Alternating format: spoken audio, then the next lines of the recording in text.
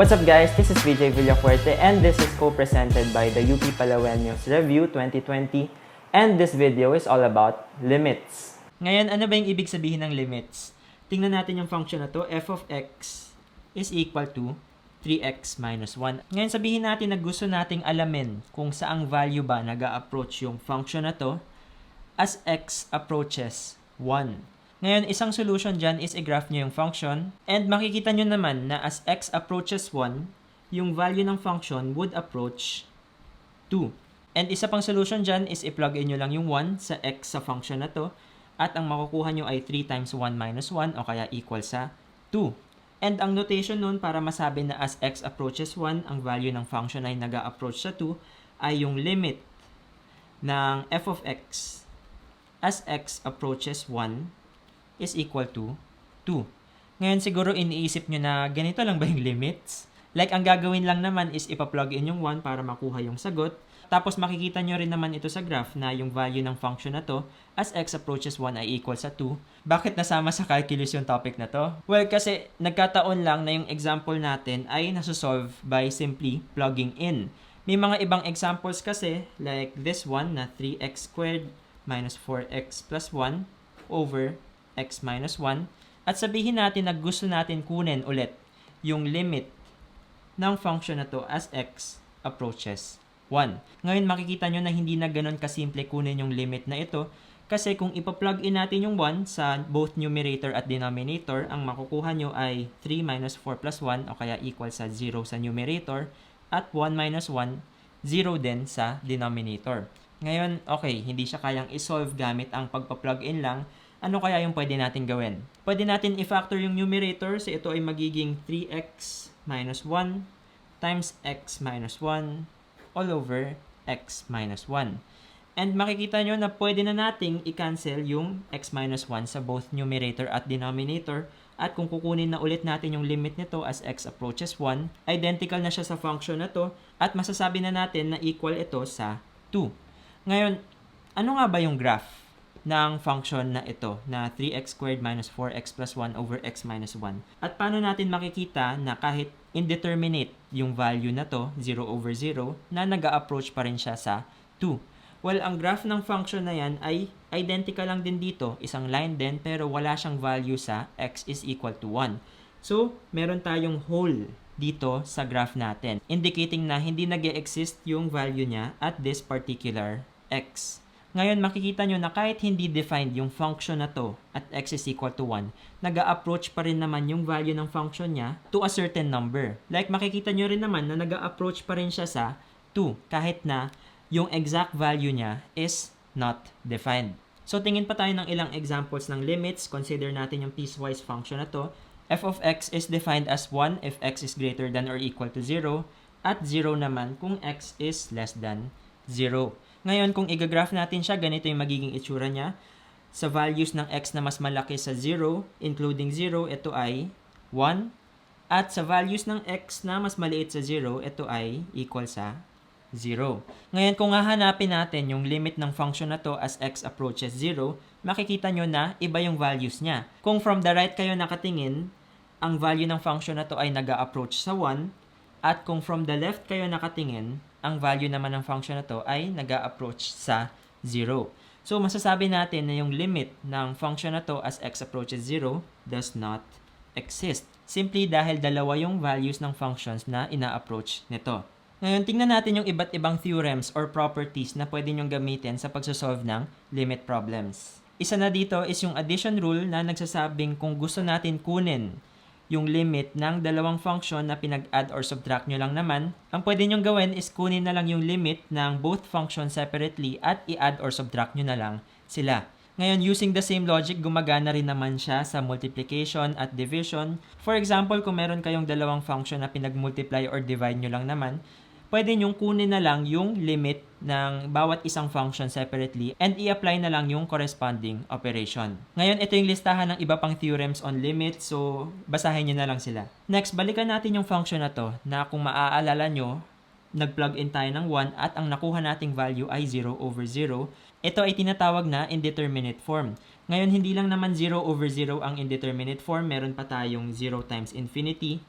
infinity minus infinity, infinity over infinity, 0 to the 0, 1 to the infinity, at infinity to the 0.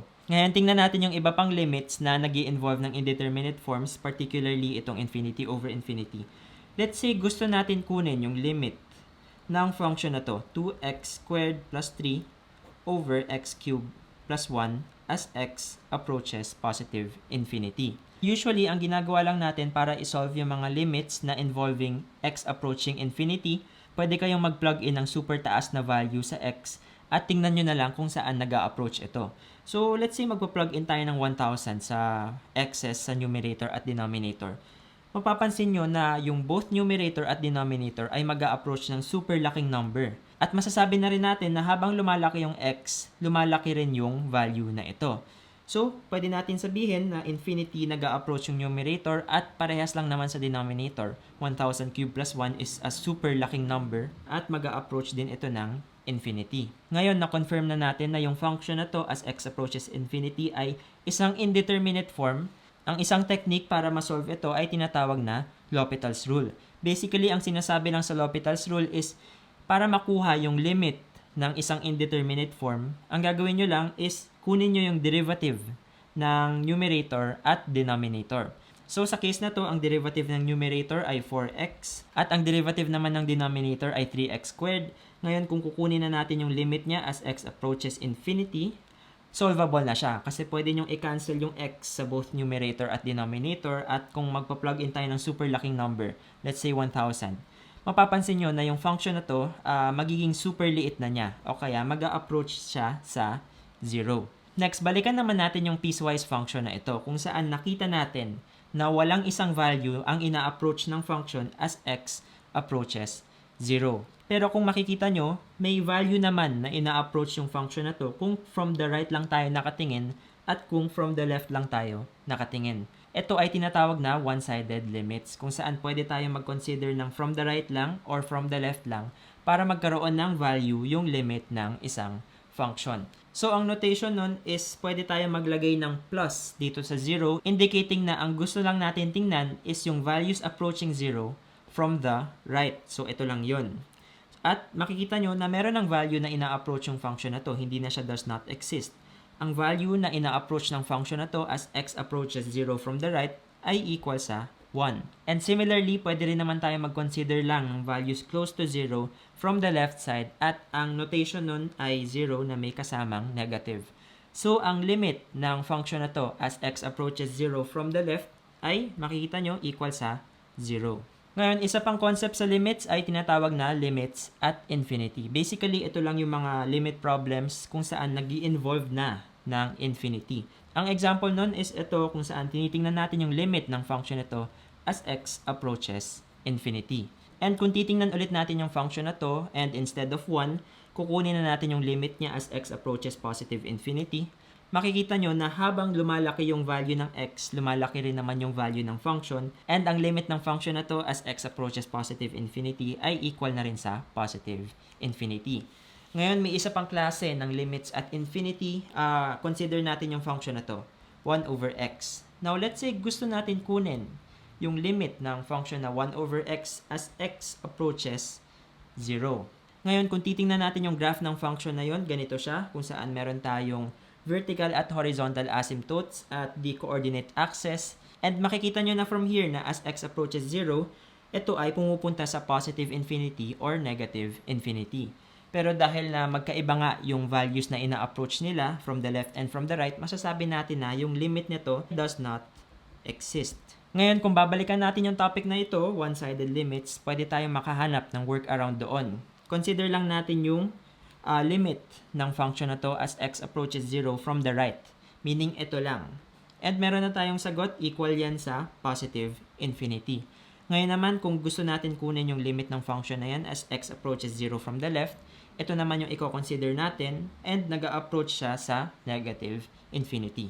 So, recap lang tayo. Ang iba't ibang paraan para makuha yung limit ng isang function ay una, pwede nyong i-plug in yung mismong value ng x. Pwede nyong i-modify yung mismong equation and that means pwede kayong mag-factor and mag-cancel para matanggal yung pagiging indeterminate niya. And i-check nyo rin sa problem kung one-sided limit lang ba yung kinoconsider. So, isang side lang yung kailangan yung tingnan. Or pwede rin kayong gumamit ng L'Hopital's rule, kunin nyo lang yung derivative ng numerator at denominator and kunin nyo yung limit nun. Or kung lahat ng yun ay nag-fail, pwede nyo itong gamitin as a last resort. Mag-plug in kayo ng super lapit na value ng x. So that means kung tinatanong yung limit ng function as x approaches 2, pwede kayong mag-plug in ng 2.0001 o kaya 1.999 sa function para makuha yung limit nito. Or kung ang tinatanong is yung limit ng function as x approaches positive or negative infinity, pwede kayong maglagay ng super laking number like positive 1,000 o kaya negative 10,000 as an alternate way na rin para makuha yung limit ng function. So kung natulungan kayo ng video na to, share nyo ito sa Facebook at syempre nakakatulong na rin kung mag-subscribe kayo. Okay? Thanks for watching.